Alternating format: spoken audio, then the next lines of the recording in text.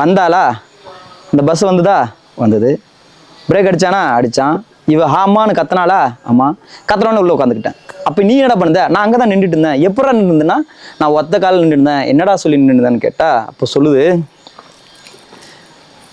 நான் வந்து எனக்கு வந்து அகால மரணானே, நான் என் வீட்டுக்கு போனால் என் எதிரிகள் என்னை அழிச்சிருவேன்னு சொல்லிட்டு, அவங்க எதிரி குடும்பத்தை அழிச்சிருவேன்னு சொல்லிட்டு, இப்போ எங்கள் பங்காளிங்களே என்னை வந்து எங்கள் குடும்பத்தை நாசதி பண்ணாங்க, எங்கள் அப்பா அம்மா அடித்தாங்க, அதெல்லாம் என் கண்ணார் பார்த்து நான் வெக்ஸாக இருந்தேன், அவங்களெல்லாம் நான் அழிக்கணும்னு ஒரு கோவத்தில் இருந்தேன். அப்போ இருக்கும்போது நான் இறந்தேன்னா அவங்களுக்கு ஆபத்துன்னு சொல்லிட்டாங்கன்னா, என்னுடைய பாடி சடலத்தை எடுத்துகிட்டு போகும்போது எள்ளை வந்து இறச்சி விட்டுட்டாங்க, சுடுகாடு வரையும் இறச்சிட்டாங்க, வீட்டிலேருந்து எள்ளு இறச்சிடுவாங்க. இன்னும் இந்த எள்ளு இறக்கிறதுல ஒரு உண்மை இருக்குது, நீங்கள் கேள்விப்பட்டிருக்க மாட்டேங்க.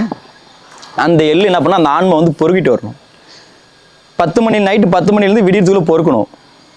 பொறுக்கி முடிக்கிறதுக்குள்ளே நீங்கள் கால்வாசி ஒரு 1/2 கிலோமீட்டர் வரதுக்குள்ளே பொழுது விடிஞ்சிட்டு ரிட்டன் அந்த எள்ளெல்லாம் அங்கே எங்கே தான் அங்கெல்லாம் போட்டு போயிடணும்.